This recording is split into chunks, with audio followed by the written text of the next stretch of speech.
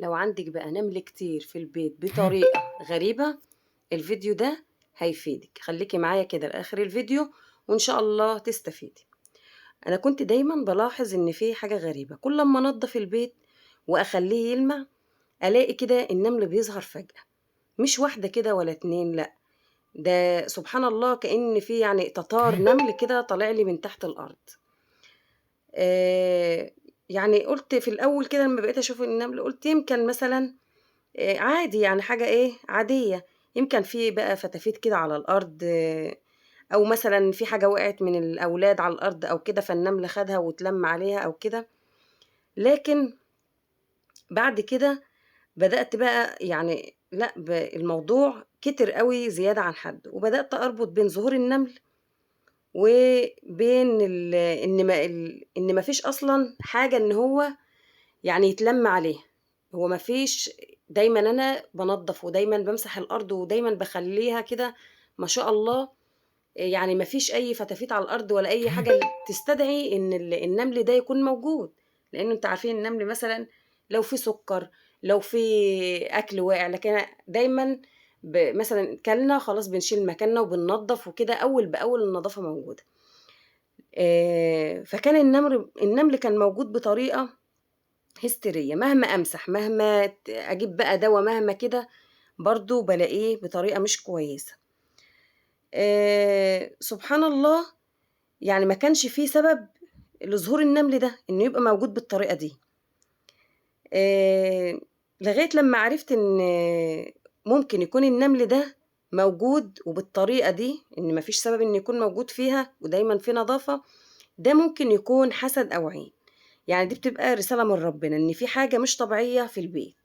وطبعا احنا عندنا بالدليل كده ان في احاديث بتتكلم ان الحسد موجود الحمد لله.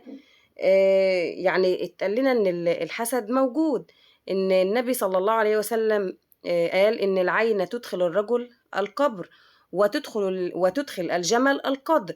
يعني ممكن الحسد بيؤثر على كل تفاصيل حياتك، حتى في بيتك، في مكانك الهادي، في ولادك، في اي حاجه، يعني الحسد موجود. لان سبحان الله الحاسد ده بيبقى جواه هو كاره النعمه اللي انت فيها، يعني هو مش حابب ان انت تبقي في النعمه دي. فالحقد او الكراهيه اللي جوه هي بتطلع في العين، فسبحان الله هي خلاص يعني زي ما بنقول كده بترشق في المكان. فأنا عرفت طريقة كده والحمد لله يعني إيه عملتها في البيت، فحبيت إن أنا أفيد بها غيري. لو أنت عندك نفس المشكلة دي فحاولي إن أنت تعملي الطريقة دي وإن شاء الله هتكون علاج للموضوع ده. منها يعني بترتاحي من موضوع النمل، ومنها كمان لأن هو جاي عن طريق العين أو الحسد، ومنها كمان إن أنت يعني إيه خلاص بتبعدي العين عنك. ان طبعا العين او الحسد في المكان ده طبعا بيأثر على نفسية الانسان نفسه، يعني ما بيبقاش مرتاح وبيبقى كده حاسس ان هو ما عندوش سكينة في قلب البيت. تعالوا بقى نشوف احنا هنعمل ايه والخطوات اللي احنا هنعملها ايه. اول حاجة كده شغلي سورة البقرة على الشاشة او مثلا في الراديو او كده، شغلي سورة البقرة وتكون صوت ايه، الصوت بتاعها عالي، وشغلها في البيت دايما، يعني كل يوم شغلي سورة البقرة. بعد كده طبعا هتجيبي بقى المية، مثلا لو انت عندك كولمن كده بتمليه، او مثلا عامله ليكي ازايز ميه، بس علشان يعني اعمليها على الكولمن عشان يقعد معاكي ايه يومين كده ولا 3، وهتقرأي عليها الرقية الشرعية، وهتعملي مية تانية. المية ديت هتبقى مية وفيها ملح، يعني هتحطي في المية التانية دي مية بملح. هقولك هنستخدمها في ايه دلوقتي. والمية العادية دي اللي انا بقولك عليها على كولمن او ازايز، دي هتشربي منها طبعا انت واولادك وزوجك وكل اللي في البيت. تمام. بعد كده هتتوضي، لازم تكون على وضوء، وهتقرأي بقى على الايه، على الميه اللي انا بقول لك عليها دي، هتقرأي على الميه اللي بملح والميه اللي انت هتشربي منها الاتنين، يعني هنعتبر ان دي ازازه ودي ازازه، فانت هتقرأي على دي وعلى دي.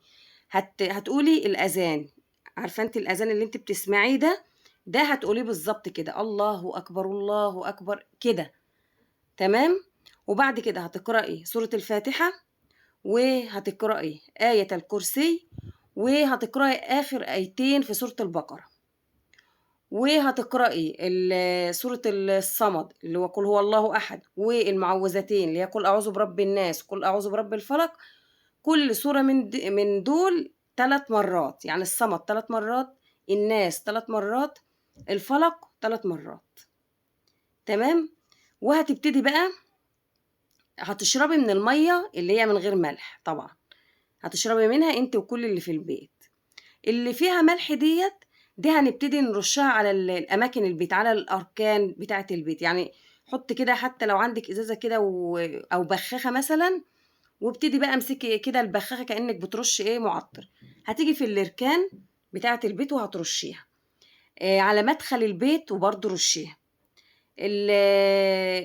الدولاب، يعني جوه الهدوم وجوه كده رشيها، هي مش هتعمل حاجه. اللهم صل على النبي، اوضه النوم بقى اللي انت بتنامي فيها، ممكن ترش كده فوق السرير كده، يعني فوق المرتبه كده هترش، لان هي هتبقى بخاخه، فمش مش هت يعني هي مش هتبهدل لك حاجه. يبقى كل ركن فيه هتعملي كده زي ما انا بقول لك كده. ومدخل البيت من بره كل شيء، يعني كل حته كده في البيت هترشي فيها لغايه الملابس، طبعا ما عدا الحمام. يعني حتى هدومك اهو لغايه هدومك، لكن الحمام لا. بعد كده هتستمري قد ايه؟ هتعملي الموضوع ده كل يوم، هتعمليه لمده اسبوعين. تمام، لمده اسبوعين. وطبعا خاصه يعني الاماكن اللي بيظهر فيها النمل، او مثلا ممكن ما يظهرش نمل، ممكن يظهر حشرات، خلي بالك. يعني ممكن تلاقي مثلا في ناس تقولك انا بلاقي زي دود كده، بلاقي حشرات غريبة. يبقى مش لازم ان هو النمل، ممكن تلاقي حشرات، ده برضو من العين ومن الحسد. يبقى احنا نعمل ايه؟ نعمل الخطوة دي، امشي عليها كده واحدة واحدة، واعملي الخطوات اللي انا بقولك عليها دي لمدة اسبوعين كل يوم. يعني انا ابتديتها من النهاردة، افضل اعمل الموضوع ده كل يوم لمدة اسبوعين. وطبعا المية هتشربي منها انت واولادك وزوجك وكل اللي في البيت. طيب، مع حاجة تانية طبعا، مع النظافة، ان انا بنظف البيت دايما. وطبعا ان انا والفرش بيتغير دايما. التهوية، يعني ما ينفعش يفضل البيت كده مكتوم، او ما ينفعش ان انا افضل مثلا الأوضة كده ما هوهاش، او اوض العيال لا. قومي كده الصبح وانت بتفتحي سورة البقرة، فتحي شبابيك البيت كلها، يعني خلي البيت كله يخش له تهوية. خلي الطاقة اللي جوه، او زي ما بنقول كده العين اللي جوه كده، تحاول ان هي يعني تطرد كده لما بتتقرأ كده سورة البقرة. طبعا كل ده نفتح كده البيبان والشبابيك علشان خاطر نجدد كده البيت ونجدد الهواء بتاعه. عايزه اقول لك حاجه كمان، معلومه كمان. بعد ما تعملي كده، يا ريت نبعد عن الناس اللي هي مثلا اللي احنا عارفين ان الناس ديت مؤذية، او مثلا الناس اللي هم الفضوليين كتير، يعني اللي بيحبوا يعرفوا كل حاجة. فنصيحة مني، يعني ما تحاوليش ان انت تحكي معاهم بقى انا اكلت ايه او طبخت ايه، انا جبت حاجة جديدة، انا جبت فرش جديد، عيالي جالهم شغل، جوزي جاله شغل جديد. بلاش من الحاجات اللي هي الخصوصيات دي للناس اللي هم الفضوليين زي ما بنقول كده، او بيحبوا يعرفوا اخبار الناس.